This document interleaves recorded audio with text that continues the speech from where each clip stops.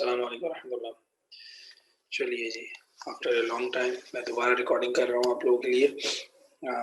I hope कि आप लोगों ने ऑर्गेनिक ख़त्म कर लिया होगा, और अगर नहीं किया तो काइंडली इसको ख़त्म करो, ठीक है, ताकि फिर आगे की चीज़ें हम जल्दी जल्दी इसको बढ़ाएं। तो अब जो है आपकी रिपीटेशन ऑफ लेक्चर्स तेज़ हो जाएगी और जल्दी जल्दी आपके पास इंशाल्लाह लेक्चर्स आएंगे। इसकी वजह यह है कि अब आपके पास प्लेंटी ऑफ टाइम मिल गया था जो भी फिजिकल हमने किया और जो ऑर्गेनिक किया उसको रिवाइज करने का। तो अब चलते हैं बायोकेमिस्ट्री की तरफ। बायोकेमिस्ट्री है basically chemistry of amino acids and proteins, ठीक है ना। अमीनो एसिड्स क्या होते हैं? Compound which contains both amine and carboxylic acid functional group. Now carboxylic acid का फंक्शनल ग्रुप कौन सा है? ये वाला है, ठीक है। और अमाइन का फंक्शनल ग्रुप कौन सा है? ये वाला है, ठीक है। We know that. तो जिसके अंदर ये दोनों फंक्शनल ग्रुप्स होंगे वो आपके पास कार्बोक्सिलिक, वो आपके पास अमीनो एसिड्स कहलाएगा। जब भी कार्बोनाइल कार्बन क्या होता है? सी डबल बॉन्ड ओ, और इसके बराबर में दूसरा कार्बन हो, इसको हम अल्फा कार्बन कहते हैं। इसके बाद वाला कार्बन बीटा और फिर उसके बाद वाला गामा कहलाता है, ठीक है। तो आपका जो अल्फा कार्बन होता है इसकी कुछ प्रॉपर्टीज होती हैं, जैसे इसका हाइड्रोजन होगा ना, जो ये एसिडिक होगा। तो आप कभी OH के साथ रिएक्शन कराओगे तो OH के पास अब दो पॉसिबिलिटी होती है, या तो वो इस पर अटैक करता है या फिर वो इस पर अटैक करता है, क्योंकि ये इलेक्ट्रो पॉजिटिव हो रहा होगा और ये इलेक्ट्रोनेगेटिव होगा। तो ये नेगेटिव वाला इस पर भी अटैक कर सकता है, इस पर भी अटैक कर सकता है। तो वो कब इस पर करता है? ये हायर ऑर्डर के रिएक्शन होते हैं, जब आपका OH इस पर अटैक नहीं करता और इस वाले हाइड्रोजन को ले जाता है। तो इस तरह के रिएक्शंस भी ऑर्गेनिक केमिस्ट्री में मौजूद हैं। ये एग्जांपल्स हैं। इसको कहा जाता है अल्फा कार्बन। तो दैट मींस कि this amino acid in which the compound contains carboxylic group and amine group, this type of compound is known as amino acid, और स्पेसिफिकली इसको कहते हैं अल्फा अमीनो एसिड, ठीक है। क्यों? क्योंकि इसके पास अल्फा कार्बन मौजूद है और उसके अल्फा कार्बन में सिर्फ दो हाइड्रोजन है और कुछ भी नहीं है, ठीक है। इसका नाम है ग्लाइसिन। अब लकीली आपको कोई नाम याद नहीं रखना, क्योंकि आप केमिस्ट्री पढ़ रहे हो, आप बायोकेमिस्ट्री के स्टूडेंट्स नहीं हो। ये तो बीच में बायो केमिस्ट्री को इसलिए डाला गया है ताकि इन मॉलिक्यूल से रिलेटेड जो केमिकल रिएक्शंस है वो आपको समझ आ जाए, ठीक है। तो also known as alpha carbon, ठीक है, नेक्स्ट टू कार्बोनाइल। इस वजह से इसको हम क्या कहते हैं? नेक्स्ट टू कार्बोनाइल ग्रुप है। CO के साथ जो भी होगा तो ये वाला कार्बन अल्फा कहलाएगा। ये बात मैं भी आपको बता चुका हूँ। ठीक है जी। नेक्स्ट आपके पास जो अगली चीज आएगी, इसका नाम ग्लाइसिन और अल्फा हो गया। अमीनो एसिड्स के जो है वो ज़्विटर आयंस बनते हैं। What is zwitter ion? Zwitter ion is the ion, is a dipolar ion, यूं कह सकते हो। डायपोलर आयन होता है which forms positive and negative ion at the same time. कैसे? क्योंकि इसके अंदर एक अल्कलाइन साइड होती है और एक एसिडिक साइड होती है। तो जब उसकी अल्कलाइन और एसिडिक साइड होगी तो वो क्या करेगा? जैसे CH2 और NH2 और इधर आएगा COOH। अब ये और ये आपस में रिएक्शन कर जाएंगे, तो एज अ रिजल्ट आपके पास जो चीज बनेगी वो हो जाएगी CH2NH, क्योंकि नाइट्रोजन के पास लोन पेयर है, वो इस हाइड्रोजन को ले लेगा और कोऑर्डिनेट कोवेलेंट बॉन्ड बना लेगा, ठीक है, जिसको आप डेटिव बॉन्ड कहते हो। और COO नेगेटिव बन जाएगा, H नहीं है अभी।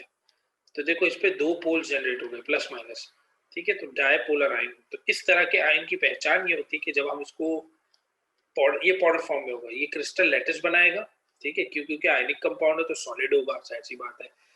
तो आयनिक कंपाउंड है तो zwitter ion form crystal lattice ionic compound था इस वजह से, और ये आयनिक सॉलिड होगा। तो जब हम इसको स्पैचुला पे लेकर आग पे रखते हैं, फ्लेम पे रखते हैं, बिल्कुल नेकेड फ्लेम पे, तो होता क्या है? ये स्पार्कलिंग के साथ जलता है। जब भी कोई कंपाउंड स्पार्कल करता है, जैसे फुलझड़ियां होती है ना, तो वो स्पार्कल कर रही होती है। तो अगर इस तरीके से स्पार्कलिंग के साथ जले, ठीक है, जिसको उर्दू में चरचराहट कहते हैं, कि चरचराहट से जलता है, जैसे चां की साउंड आता है एक, और अगर इस तरह जलता है तो उसका मतलब होता है कि वो ज़्विटर आयन है, ये इसकी आइडेंटिफिकेशन होती है। और अगर वो प्लेन जल जाए, बस धड़ाधड़ जल जाए, तो उसका मतलब वो ज़्विटर आयन नहीं है। अगर उसमें से स्मोक निकले, काला काला धुआं निकले, तो इसका मतलब होता है वो एरोमेटिक कंपाउंड है, उसमें बेंजीन मौजूद है। और अगर उसमें से धुआं ना निकले, आग तो पकड़े और धुआं ना निकले, इसका मतलब वो एलिफेटिक कंपाउंड है।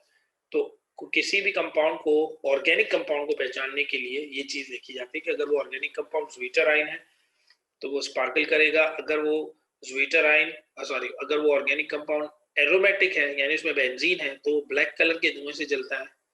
ठीक है, चाहे छोटा सा अमाउंट लोगे लेकिन उसमें से ब्लैक सूट निकलेगा, उसकी जो धुआं, उसका जो फ्लेम होगा रेड कलर का फ्लेम होगा और उसके टिप पर से ब्लैक कलर का धुआं निकल रहा होगा। जैसे मोमबत्ती होती है ना, तो मोमबत्ती के ऊपर हाथ रख दो तो ब्लैक ब्लैक आपको नजर आता है, सारा कार्बन आपके हाथ में जम जाता है, बिल्कुल वैसा ही कार्बन दिखेगा आपको, और वो दिखेगा, विजिबल होगा, तो इस वजह से उसको आप एरोमेटिक कहते हैं, ये इसकी पहचान है।